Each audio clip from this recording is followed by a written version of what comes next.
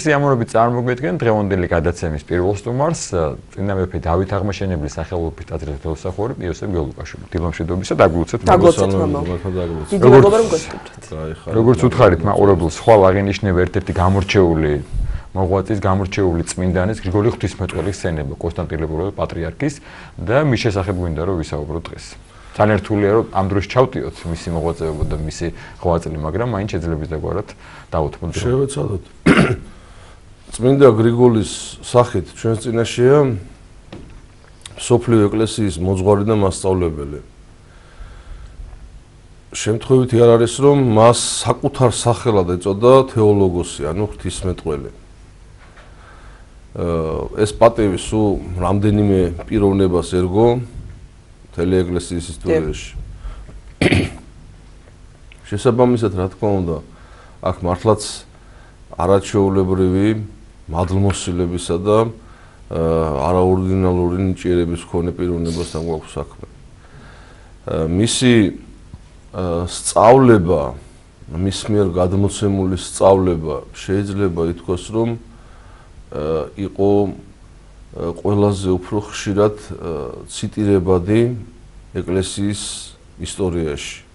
სხვა მეორე მსგავს მოძღვარს ჩვენ ვერც ვიპოვეთ ეკლესიის ისტორიაში, იმიტომ რომ მთელი მართლმადიდებლური მოძღვრება, რა თქმა უნდა, წმინდა წერილს ეყრდნობა, მაგრამ აი საკუთრივ საეკლესიო ავტორთაგან ყველაზე ავტორიტეტული მაინც წმინდა გრიგოლ ღვთისმეტყველი იყო.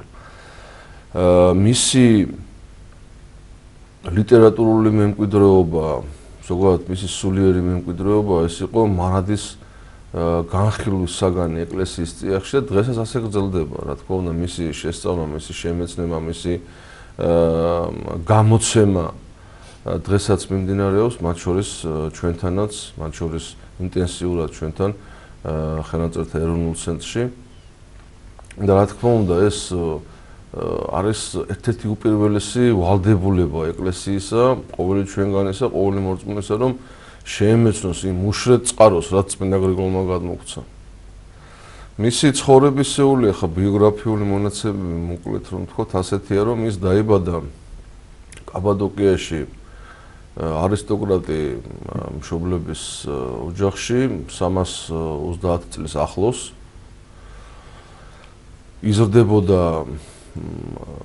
შესანიშნავ გარემოში, მიიღო ყოველმხრივი განათლება. მისი განათლებისადმი წყურვილმა განაპირობა ის, რომ ფაქტობრივად გრიგოლს შემოვლილი ჰქონდა იმდროინდელი აღმოსავლეთის ყველა ის მნიშვნელოვანი კერა, სადაც შეიძლებოდა რაიმე განათლება მიეღო ადამიანს. მან ჯერ ისწავლა თავის მშობლიურ ქალაქში, ნაზიანსში, შემდგომ კაბადოკიის კესარიაში, სადაც სავარაუდოდ შეხვდა კიდევაც პირველად წმინდა ბასილიდიც, რომელთანაც წარმოუდგენელი მეგობრობა აკავშირდა მთელი ცხოვრების მანძილზე და ამის შემდგომ გადავიდა, ესე იგი, ახლო აღმოსავლეთში, ჯერ იყო პალესტინის კესარიაში, სადაც იქ მოგესხმებათ ორიგენისგან დაფუძნებული იყო საღვთისმეტყველო სკოლა, შემდგომ საკუთრივ ალექსანდრიას მიაშურა და იქაც შეიმეცნა, ესე იგი, რაც იმ დროს იყო შესაძლებლობა მთელი ამ მეცნიერების შესწავლისა და ამის შემდგომ უკვე რამდენიმე წლით მიდის ათენში, სადაც ათენში ჯერ კიდევ არსებობდა წარმართული ფილოსოფიური სკოლა, სადაც მან საფუძვლიანი განათლება მიიღო და მისი მასწავლებლები ცნობილი სოფისტები ცდილობდნენ რომ როგორმე დაეკავებინათ გრიგოლი აკადემიაში და არ გაეშვათ ის და რა თქმა უნდა გრიგოლმა არჩია საღვთო ცხოვრება, მონაზვნური ყოფა, მან მიიღო ნათლობა მამამისისგან, საერთაშორისო მამამისი გახდათ თავიდან ერთ-ერთი სექტის მიმდევარი და დედამისის დაუღალავი ლოცვით და ღვაწლით მოქცეული იქნა ქრისტიანობაზე.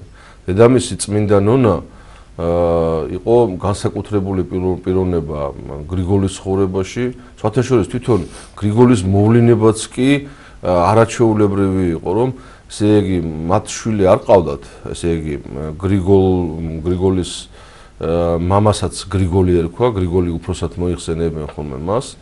გრიგოლი უფროს და ნონას არ ჰყავდათ შვილები და აი დიდი ხნის ლოცვის და ამ 8 წლის შემდგომ, როგორაც წმინდა ნონა ცხოვრობდა, მას ჰქონდა ხილვა, სადაც იხილა გრიგოლის სახე და სახელიც გამოეცხადა მას მისი პირმშოსი. და აი ასე სასწაულებრივად იშვა გრიგოლ ღვთისმეტყველი და რა თქმა უნდა მთელი თავისი ცხოვრება ახსოვდა და საკუთარ თავს სამუელის მსგავსადაც კი მოიაზრებდა წინასწარმეტყველს, რომ აი ესე აღთქმისავებრ მიეცა ჩემი თავი ჩემს მშობლებსო. და ამის შემდგომ მამამისი მოიქცარა ქრისტიანობაზე, ის იყო ერთ-ერთი ყველაზე დიდი არისტოკრატი მხარეში. გახდა შემდგომ ნაზიანზის ეპისკოპოსი. თუმცა უნდა ითქვას, რომ გრიგოლს ნაზიანზელი ეწოდება საკუთრივ სახელად, მაგრამ სინამდვილეში ის ნაზიანზის ეპისკოპოსი არ ყოფილა. და მათი საერთოდ ასე ვთქვათ ის ადგილის, რაც ეკუთვნოდათ შთამომავლობით, იყო არიანზი. ესეთი სახელწოდების ესე იგი მამული იყო, სადაც გრიგოლი იზრდებოდა.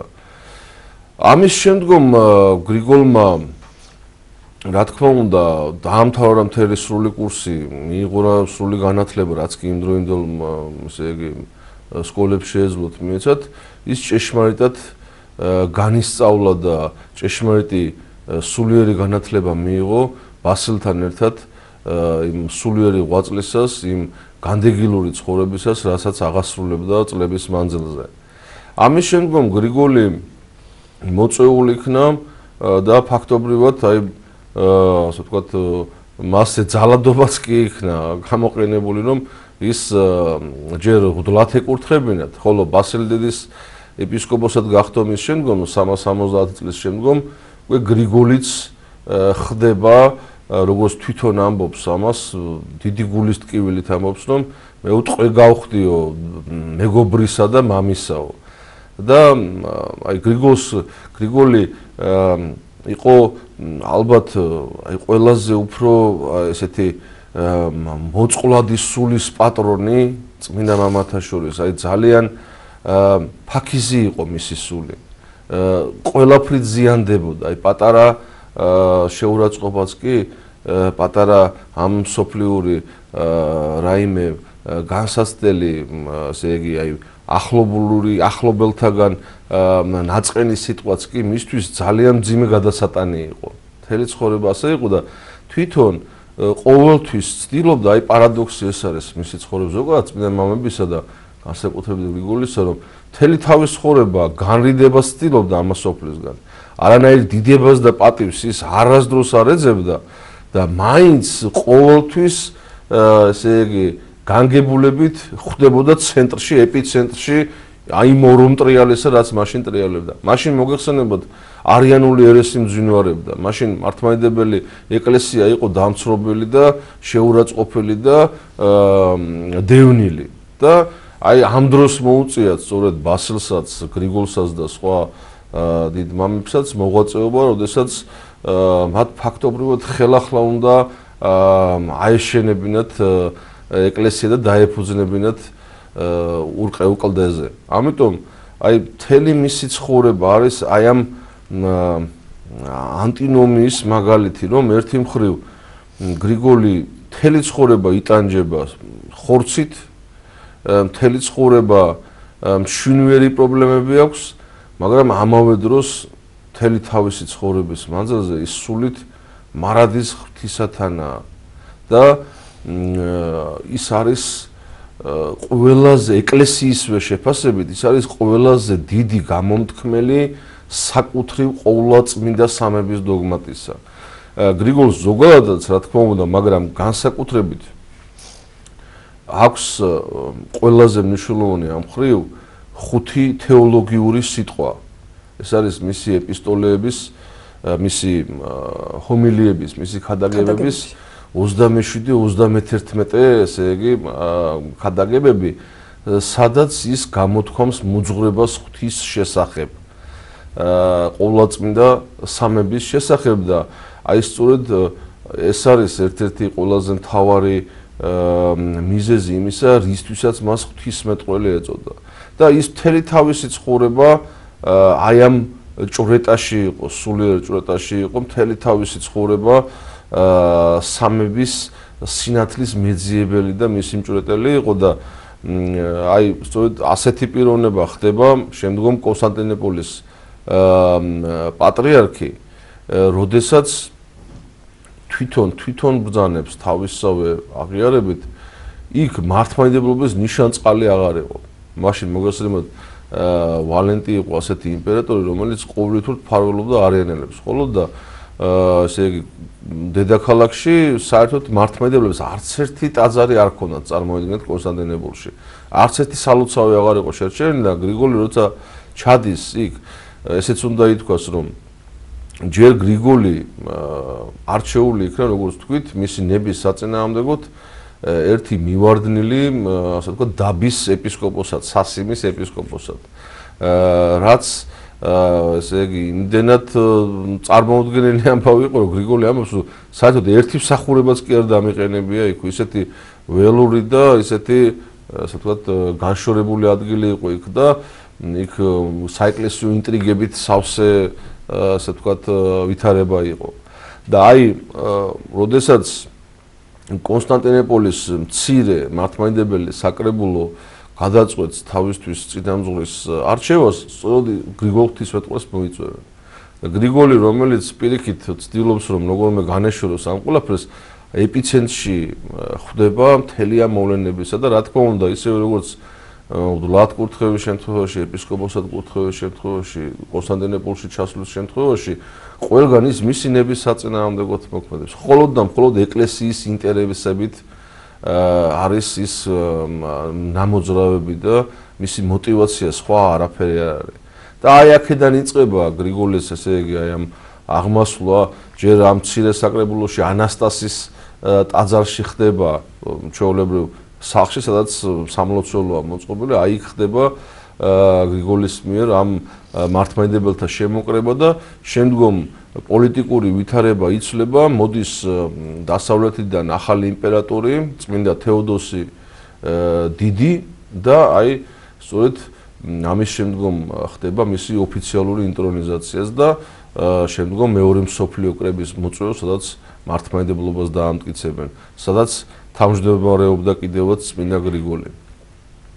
ასე რომ აი მთელი ეს პერიპეტიები მისი ცხოვრებისა უმნიშვნელოვანესი, ჩვენ შეიძლება ვთქვათ ესეც, რომ განსხვავებით სხვა მამებისაგან, რომლების შესახებაც წერდნენ შემდგომ ცხოვრებებს და აქედან ვიცით ხო მათი ბიოგრაფიული მონაცემები, გრიგოლი ძალიან ბევრს წერდა თავის ცხოვრების შესახებ. და მადლობა ღმერთს, რომ მე მან როცა ის მოგეხსენებათ 91 წელს, ასევე მთელი თავისი ცხოვრება ის იბრძოდა შინაურ და გარეულ მტრებს, ესე იგი ყველასთან უწევდა ეს ჭიდილი, დიახ, ამ ცხოვრებისეული ჭიდილი და მოგეხსენებათ ყველას არ უნდოდა მისი ეპისკოპოსობა, მისი პატრიარქობა და ის თვითონ როგორც ესე იგი ადარებს კიდევაც თავის თავს იონა წინასწარმეტყველს, ესე იგი მეო გადამაგდე ზღვაში, ოღონდ საეკლესიო მშვიდობა იყოს და ის მიდის გადადგება თავისი საყდრიდან და მიდის ისევ მშობლიურ ნაზიანსში. და აი ამის შემდგომ უკანასკნელი წლები, ესე იგი 399-90 წლამდე, როდესაც ის მიიცვალა ღვთისა მიმართ, აი იქამდე ის ამ თავის ცხოვრებას უბრუნდება, თავის სიმყუდროებს უბრუნდება და კრებს თავის ნამუშევრებს და ასევე წერს ბევრ ავტობიოგრაფიულ ნაშრომსაც და აი აქედან ვიცით მთელი ის დეტალები და პერიპეტიები მისი ცხოვრებისა, რა თქმა უნდა, რაც ძალიან მნიშვნელოვანია ყოველი ჩვენგანისთვის და ულევი ასე ვთქვათ, წყაროა ყოველი მორწმუნისათვის მისი ნაშრომები. დიახ. მამო, აი უნდა ითქვას, რომ ჩვენთვის ქართველებისთვის განსაკუთრებით პატივსაცემია და ძალიან გვიყვარს კაბადოკიელი წმინდა მამები. თუ შეიძლება რომ გითხრათ, თავის დროზე ვთქვათ, ოდითგან ასე არის და რამ გამოიწვია მათი ასეთი პოპულარიზაცია ჩვენს ქვეყანაში? კაბადოკიელებზე მოგეხსენებათ, რომ ჩვენი მეზობელი მხარე იყო, დღეს კი ცოტა დაცილებული, მაგრამ თავის დროზე ჩვენი მეზობელი მხარე იყო და მოგეხსენებათ იქ ქართველური ტომებიც მრავლად ცხოვრობდნენ და აი კერძოდ ბასილის ოჯახზე, ბასილი დიდისა და გრიგოლ ნოსელის ოჯახზე პირდაპირ არის ხო გამოთქმული რომ მოსაზრება რომ ისინი ქართველური წარმოშობის იყვნენ. და ცხადია ეს უკვე განაპირობებდა რაღაც ერთგვარ სიახლოვეს. მეორეც რა თქმა უნდა უძველესი დროიდანვე დაიწყო მათი ქართულად თარგმნისა და შესწავლის საქმე, რაც ჩვენს დიდ მოძღვრებს უკავშირდება. არსებობს ათონელებამდელი პერიოდიც გრიგოლ ღვთისმეტყველის თარგმანებისა მცირეოდენი, მაგრამ არსებითად უკვე უკავშირდება ეს იმ დიდ მოღვაწეობას, რაც წმინდა ექვთიმე მთაწმინდელმა დაიწყო, ისე როგორც სხვა საკითხსაც ამ შემთხვევაშიც ექვთიმეა გზის გამკვალავი და მას რა თქმა უნდა უკვე შემდგომ მრავალი შენაკადი აქვს, განსაკუთრებით მნიშვნელოვანია რა თქმა უნდა წმინდა ეფრემ ცირის თარგმანები, მისი ზედმიწევნითი თარგმანები, გრიგოლ ღვთისმეტყველისა, კომენტირებული თარგმანები და ამ ხრივ რა თქმა უნდა საქართველოში ძალიან პოპულარული იყვნენ არა მარტო ზოგადად კაბადოკიელი მამები და ისედაც საერთოდ საზომად მართლმადიდებლობისა ეკლესიაში ყოველთვის იყვნენ აი ეს კაბადოკიელი მოძღვრები. იმდენად მნიშვნელოვანია მათი ცხოვრება და მათი საღვთისმეტყველო სწავლება, ასე რომ ცხადია საქართველოს როგორც ერთგული შვილი მართლმადიდებელი ეკლესიისა ვერ უგულებელყოფდა ამ ფაქტს და პირიქით რა თქმა უნდა ყველანაირად ცდილობდნენ რომ მთელი სისრულით ქონოდათ კაბადოკიელთა მთელი ლიტერატურული საღვთისმეტყველო მემკვიდრეობა ქართულ ენაზე და ფაქტობრივად ასეც არის. თვითონ გრიგოლ ღვთისმეტყველს რაც შეეხება გრიგოლ ღვთისმეტყველის ლიტერატურული მემკვიდრეობა სამ ნაწილად შეიძლება დაიყოს. ეს არის ესე ერთი მხრივ ის ჰომილიები რიცხვით 44 ან 45 გააჩნია იმ ერთ ჰომილიას ჩავრთავთ თუ არა მასში.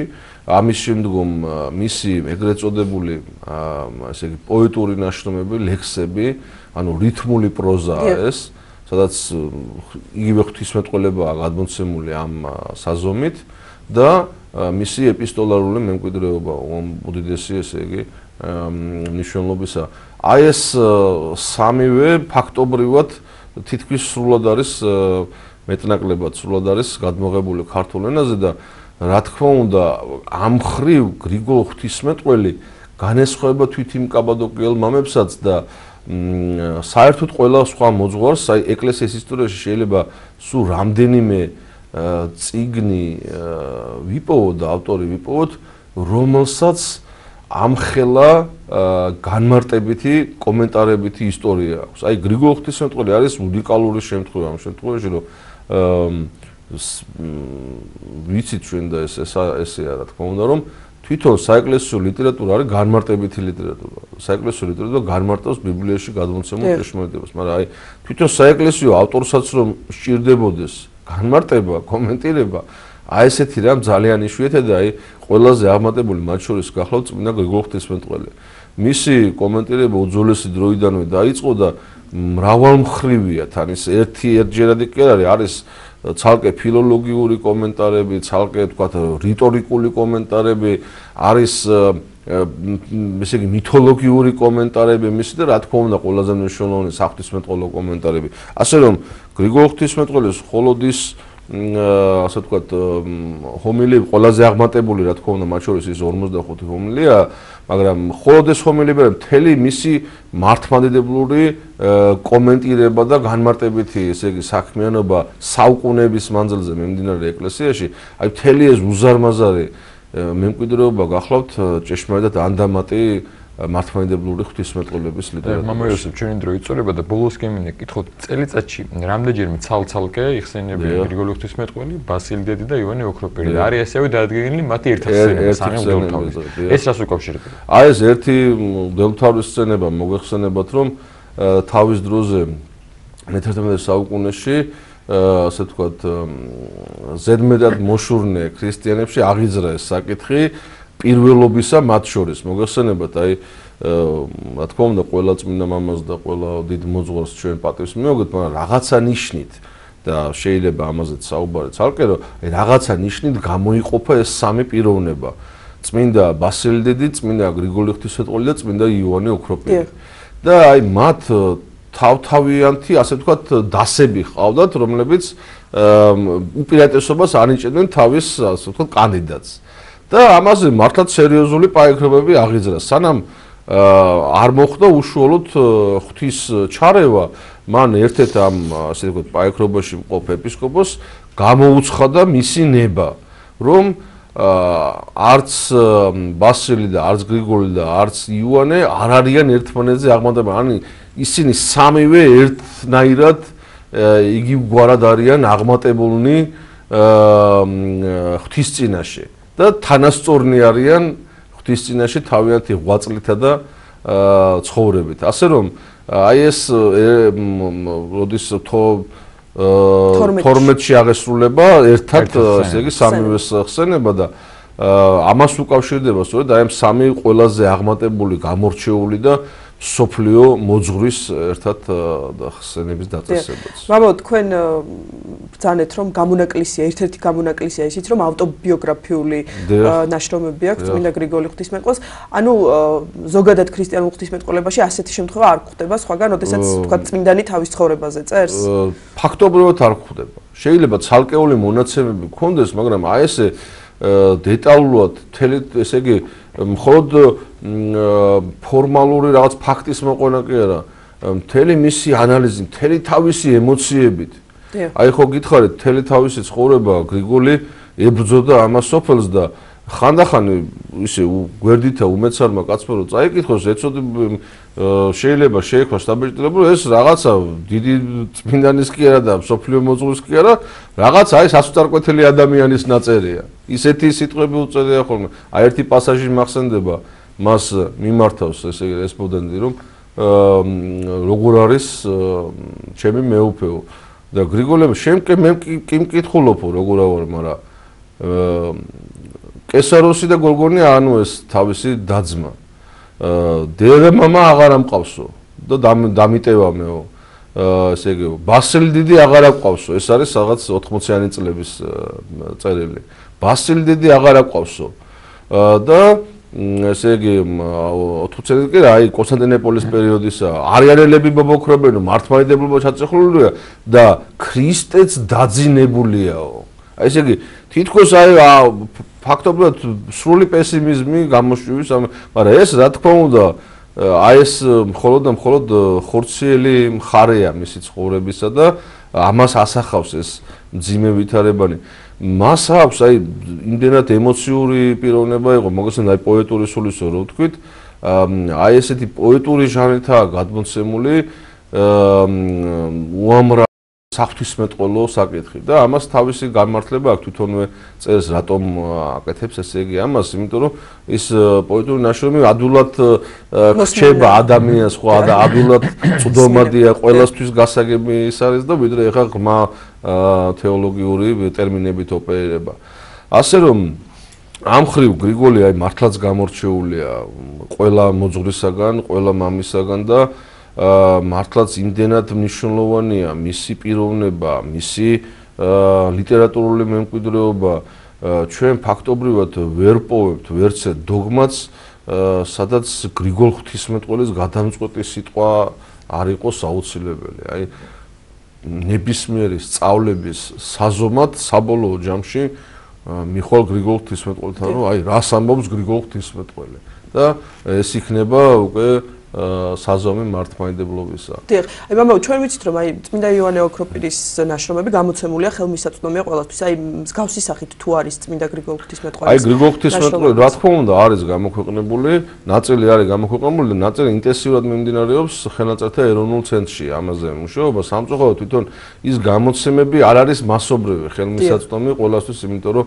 ეს უცხოური გრანტით კეთდება და ბელგიაში გამოიცემა ესე იგი ის ნაშრომები, მაგრამ ალბათ ვიმედოვნოთ, რომ როდესღაც ჩვენ იმდენს მაინც მოვახერხებთ თანამედროვე ქართველები, რომ იმ ჩვენი დიდი წინაპრების ნამოღვაწარი გამოვაქვეყნოთ მაინც და დღის ესე იგი სინათლეზე ყველასთვის ხელმისაწვდომია, იმიტომ რომ ეს არ შეიძლება ვინმეს კერძოობითი საკითხი იყოს. ეს არის მთელი ერისთვის, თუ კი ის ქრისტიანი ერია, რა თქმა უნდა, არის ერთ-ერთი უპირველესი ვალდებულება, რომ ყველა მორწმუნე ქრისტიანი ეცნობოდეს წმინდა გრიგოლ ღვთისმეტყველის ნააზრევს. აქედან გამომდინარეობს ალბათ ისიც, რომ წმინდა იოანე ოქროპირის ჰომილიები უფრო ცნობილია ხალხში და თქვა, როდესაც ციტირება უნდათ ხოლმე რომელიმე წმინდანის ამ შემთხვევაში იშველიებენ უფრო მეტად წმინდა იოანე. ალბათ კი, ეგეც არის, რა თქმა უნდა, ეგეც არის, რა თქმა უნდა.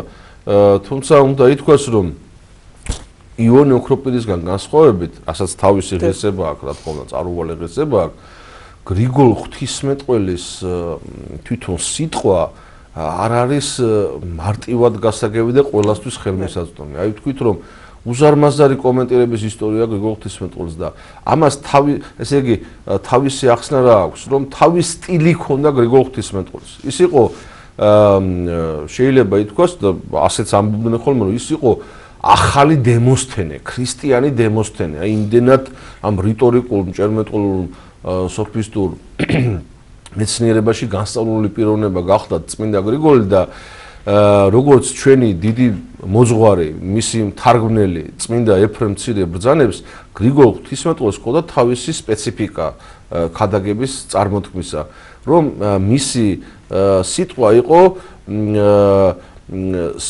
მას ახასიათებდა სიტყვა მოკლეობაი და ღვთისმეტყველებით და სიტყვათა მიფარულებაი. აი ეს სიტყვა მოკლეობა, ლაკონურობა და მიფარულობა, ბუნდოვანება ახასიათებს მთელ გრიგოლ ღვთისმეტყველს, ისე რომ მისი ასე ვთქვათ, მარტივად წაკითხვა და გაგება არც ისე ადვილი. დიდი მადლობა მამა იოსებ, შეგახსენებ, მღვდელი იოსებ გელუკაშვილი წმინდა გრიგოლი ღვთისმეტყველზე გვესაუბრებოდა.